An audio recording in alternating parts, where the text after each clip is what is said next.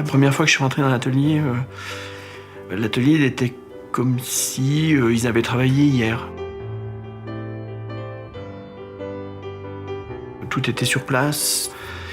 Et il me l'a dit, il n'y a plus qu'à appuyer sur les boutons et ça repart.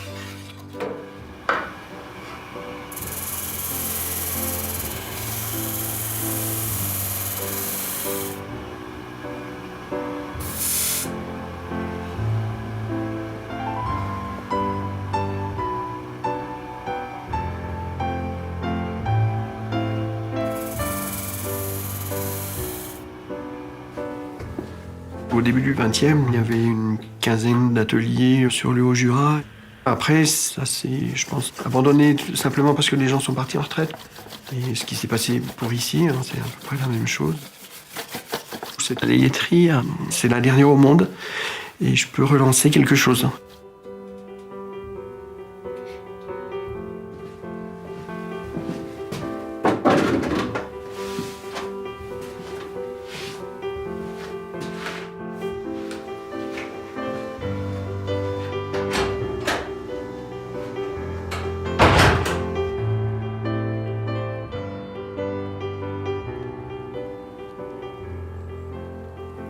La layette est pour moi un souvenir d'enfance, d'abord. Vers 6-7 ans, je suis venu visiter la layetterie. Et c'était un environnement assez fabuleux, quoi, parce que c'est au niveau graphique, au niveau des petits tiroirs, au niveau des secrets, etc. Pour un enfant, je pense que c'était assez intéressant.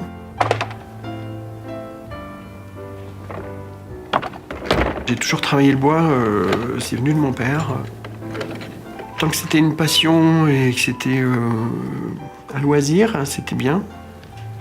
Mais ça ne pouvait pas devenir, au niveau de la famille, ça ne pouvait pas devenir une activité. Enfin, on n'avait pas passé sa vie dans un atelier. Donc il fallait travailler plutôt dans un bureau et puis pas avoir les mains trop sales. Mais bon, ça c'était une époque où l'objectif était un peu de faire mieux que ses parents, d'être... voilà. Bon, j'ai fait architecte, voilà.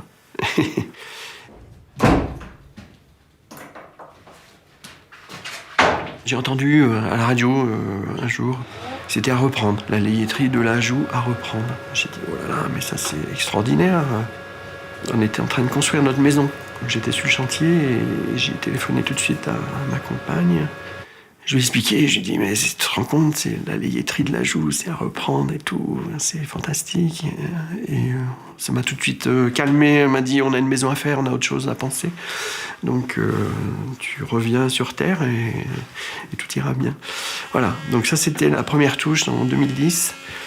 Et donc l'année dernière, en 2014, on est passé à peu près à cette époque-là, en février. On s'arrête, on discute. Et on se dit, mais c'est toujours pas repris, voilà. Ça s'est fait comme ça, tout doucement. Et moi j'ai réouvert en août 2014, sur une volonté un peu acharnée de réouvrir cette chose, parce que c'était important pour moi de conserver et de développer ce savoir-faire, enfin de le transmettre aussi. J'aurai d'ici 10-15 ans à transmettre la chose aussi, donc j'espère bien réussir ce pari.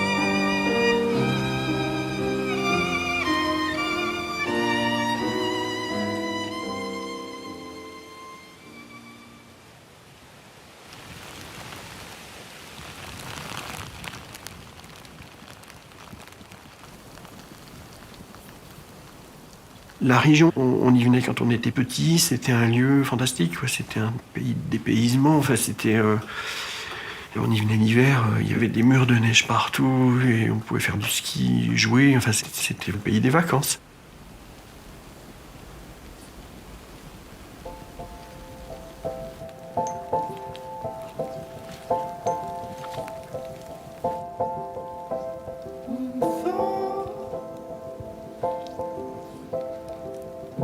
Chercher les arbres, c'est préparer le travail, en imaginant ce que ça va donner après. Hein. C'est des bois qu'on va couper et utiliser dans 3 ans. Donc il faut un peu se projeter.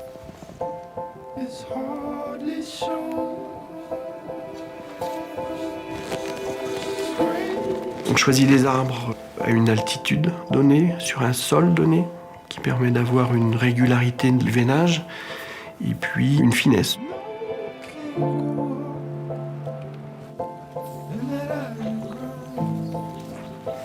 L'épicéa, c'est une matière que j'adore, que j'ai travaillé au niveau de l'architecture, au niveau de la charpente, qui a des capacités de résistance et de légèreté qui est assez intéressant.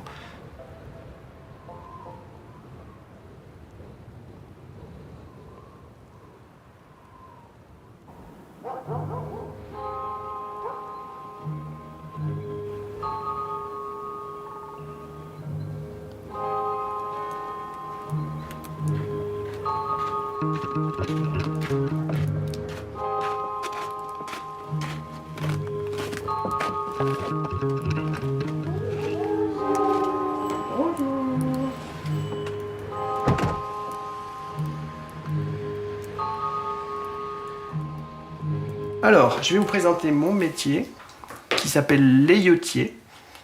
Donc, je sais pas si vous connaissiez, vous, des l'œilletier. Non, vous n'aviez jamais entendu parler. Voilà, c'est fabriquer des œillettes. Et c'est ce genre de petits rangements qui étaient utilisés dans les ateliers d'horlogerie, de lunetterie, pour ranger ou des petites pièces ou des outils. Et il y avait énormément de besoins dans les années 1800, 1830 jusqu'à 1940, on va dire.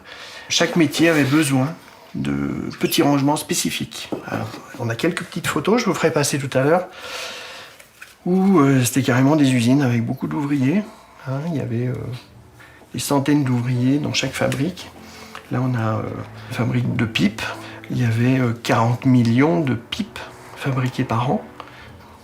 10 millions de lunettes qui partaient dans tout le monde entier, puisque la région a été une espèce d'usine pour tout le monde.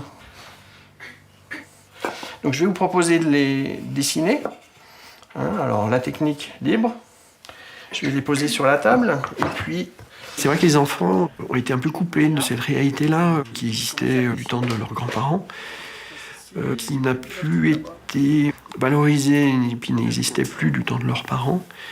Parce que les parents sont allés travailler ailleurs, donc il y a eu une perte un peu de sens et puis de savoir aussi.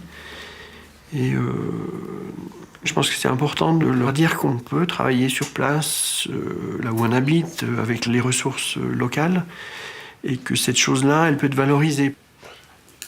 Et on participe au monde, même si c'est tout petit, on y participe, et puis on peut très bien réfléchir justement à comment on y participe. Alors ceux-là, ils sont tout petits. Voilà. Hop. C'est mignon, hein? Je pense que c'est des notions qui sont importantes et qui peuvent être transmises à des enfants qui pourraient se projeter justement, non pas aller travailler, je sais pas, dans des grosses boîtes, faire 50 km par jour pour avoir un salaire et puis revenir. Il y a peut-être d'autres choses à développer. Après, ils ont fait faire des chevilles, donc ça fait comme des petits clous, mais en bois. Et ça servait aussi à assembler. Voilà. Oui?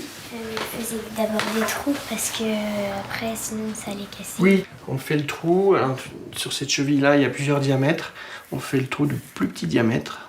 Et puis quand on va enfiler la cheville au marteau ou au maillet, ça va serrer. Et on utilise un peu de colle qui est fait à base d'os et de nerfs.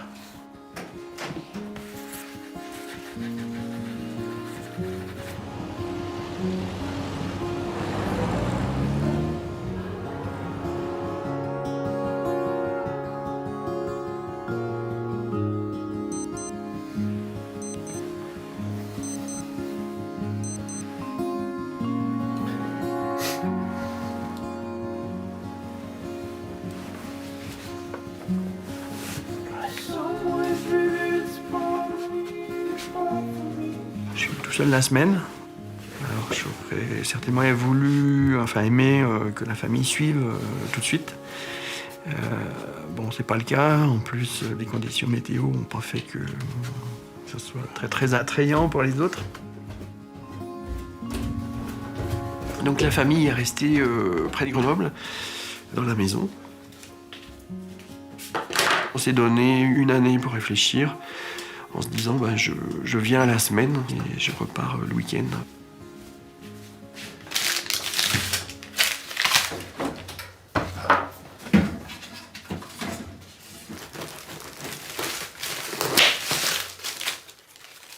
Je squatte un peu l'atelier. Je vis dans un bureau avec peu de confort, mais bon, là n'est pas le plus important. C'était intéressant de passer cette étape-là. C'était un moment pour se remettre en cause aussi. C'était bien.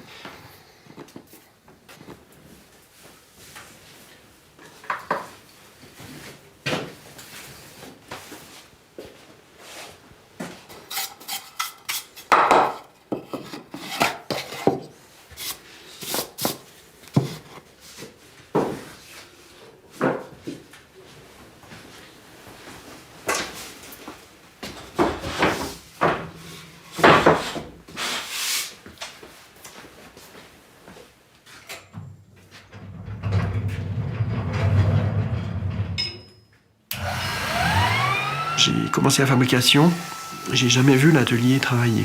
J'ai pas vu les cadences, j'ai pas vu les gestes. Donc il a fallu que je retrouve ça, parce que je suis pas dans le même, presque pas dans le même temps. J'ai des machines des années 50, j'ai des outils de 1900. Donc c'était à moi à les comprendre, c'était pas l'inverse.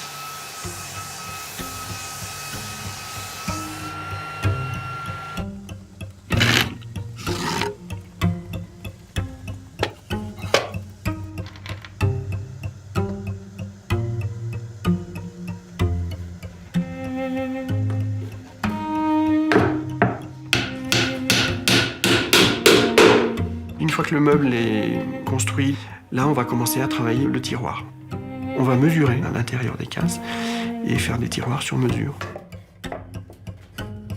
Alors quelquefois il y a un petit décalage, un tiroir il va avoir 1 millimètre de moins ou de plus ou 5/10, et à chaque fois c'est recalibré. Et donc tiroir par tiroir on ajuste.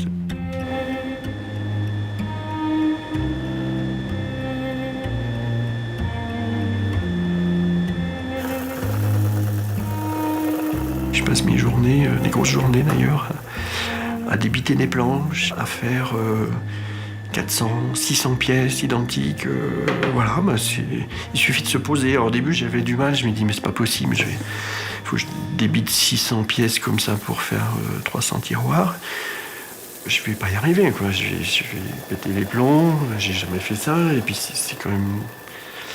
Dans la vie, il y a peut-être autre chose à faire. Puis finalement, non, il suffit de s'installer devant la machine. Et puis de relâcher tout, quoi, et se dire, je travaille, je dois travailler bien, tranquille, et ça se passe tout seul. Et au bout d'un moment, on a fait 600 pièces, et puis on est fiers, et on passe sur une autre machine, et on refait l'autre passage, 600 de nouveau.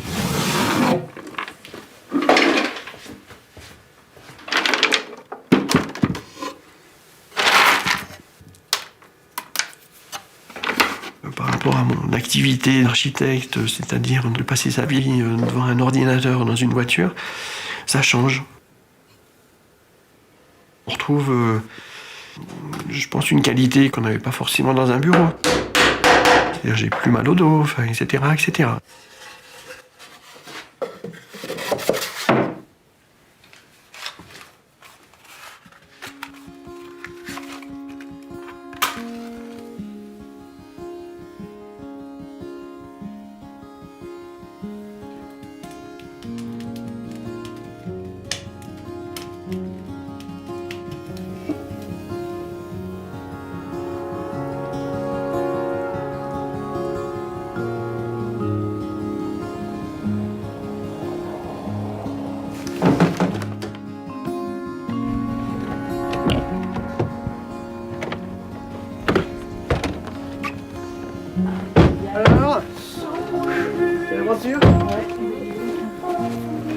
Ce qu'il neige, ça glisse.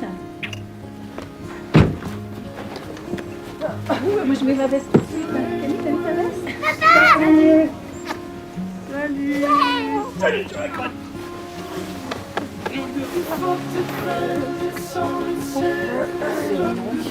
Allez.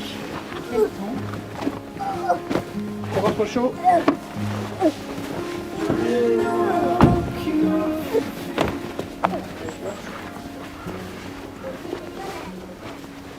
Comme ça arrive. Ferme la porte derrière. Ouais, ferme la porte parce que j'ai chauffé. Ouais. Il fait bon là, ça va? Il fait aussi chaud que la maison, c'est incroyable ici. Incroyable. Ah bah oui, moi je m'attendais à avoir froid. Froid. Non. Bon, mais c'est bien qu'il fasse beau, hein? Ouais. Avec la neige. Oui. Il y a peut-être trop de neige pour faire du ski, c'est incroyable. Je me souviens que quand il a su que la laiterie à l'Ajoux était à vendre, je crois qu'il n'a pas arrêté de penser à ça, mais tout le temps. Alors, au début, moi, je lui ai dit, mais c'est pas notre projet, on est en train de faire une maison chartreuse, enfin, je vois pas comment tu peux racheter une boîte, enfin, c'était pas du tout le truc. Et je crois que j'ai entendu dans son silence, mais comme le rêve d'enfant qui s'écroulait, je me suis dit, aïe, là.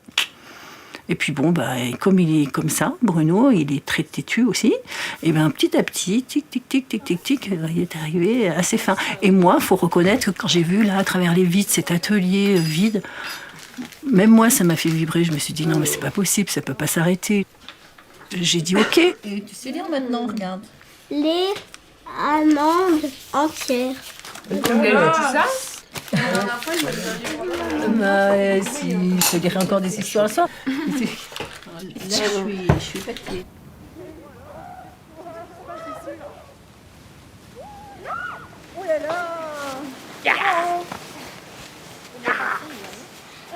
C'est pas évident pour moi et pour eux aussi de vivre ça. Après, je pense qu'il faut laisser un peu du temps que tout le monde s'approprie à la fois le projet, qu'on soit fier de ça, quoi. Donc il faut que ça marche, il faut que ça soit valorisant pour tout le monde. C'est pas simplement pour moi, c'est aussi une manière de... Alors pas forcément d'amener tout le monde sur mon chemin, parce que c'est pas une volonté, mais ce que je fasse, ils puissent en parler avec bonheur, et puis qu'il y ait de l'échange, il y a un retour.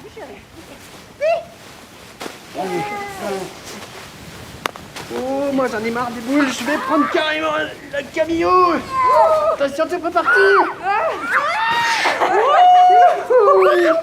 Bravo.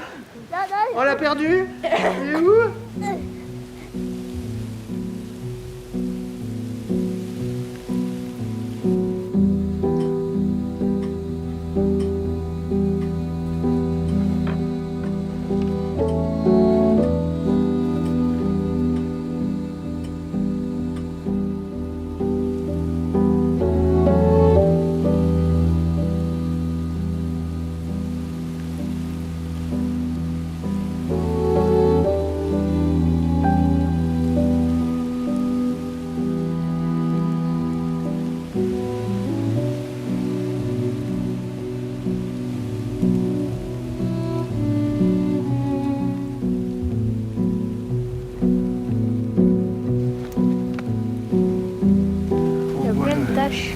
Taches horizontales comme ça. Voilà, donc c'est ça qui sert à les chevilles. Tu vas couper quelle branche là? Bah je sais pas, peut-être prendre celle-là.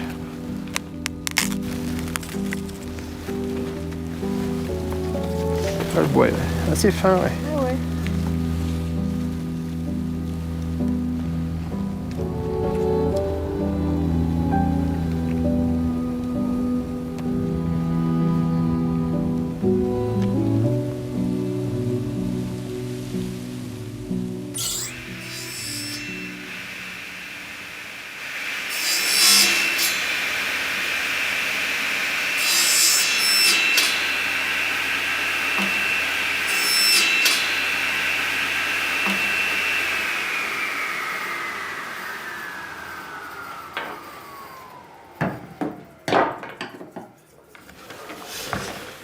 Après, on coupe un petit carré. T'imagines le temps qu'il fallait? Mais faut être vachement précis en fait. Ouais. Ouais, Voilà, donc c'est à l'œil. Hein. Et après, il faut l'affiner un peu. Ouais. C'est un bois dur, tu vois, qui permettait de ne pas casser quand on enfile au maillet. Mais ils étaient enfilés directement dans le bois ou... Ouais, tu fais un trou, tu l'enfiles. Et c'est pour ça qu'il fallait la tailler légèrement conique. Ouais. Tu vois. Je pense qu'ils ont dû faire ça dans les années 60-70. Après, ils ont fait faire des chevilles, donc par un tourneur en buis. Mais avant, du coup, on les faisait genre soi-même, en fait, c'est ça? Ouais. Ouais, ils faisaient ça le soir. C'était mieux que la télé, hein. Bah, je sais pas.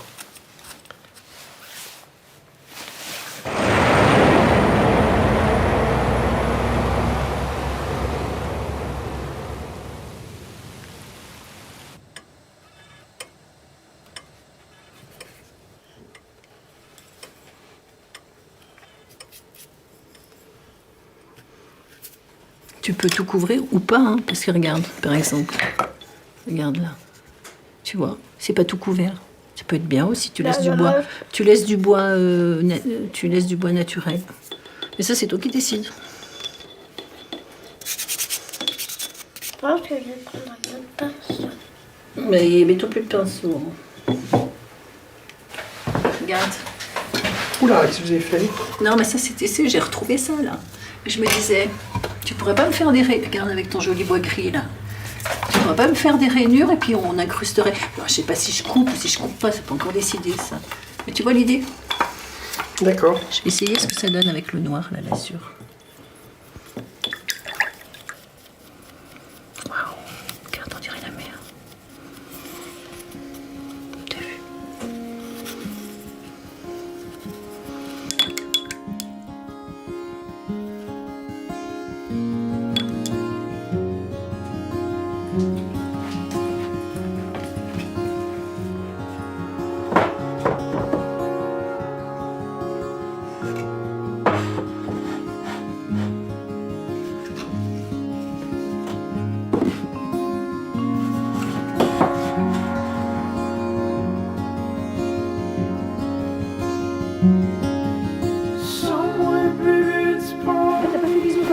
Allez, bisous. Bonne route. Salut.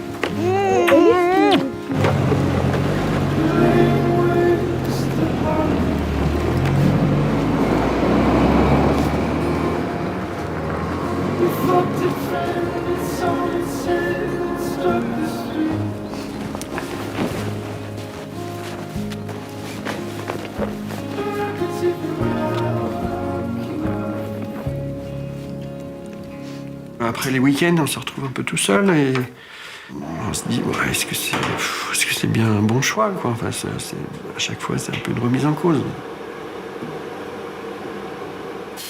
Et puis on retrouve le travail, et puis c'est reparti, on a envie de faire, et puis c'est cyclique, on va dire.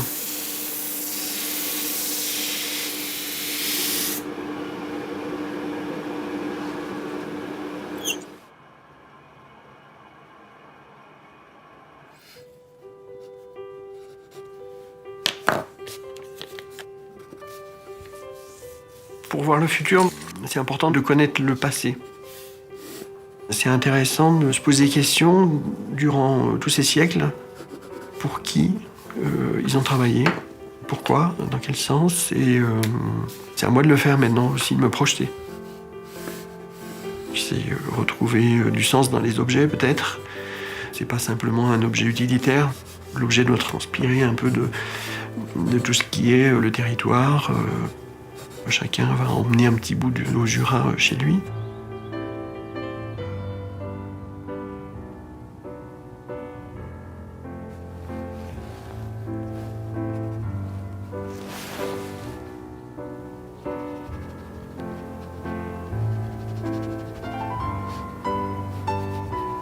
Pour moi, c'était un bonheur de retrouver un pays que je vois différemment, mais c'est plus le pays des vacances, c'est le pays où j'exerce, où je suis un acteur maintenant de tout ça.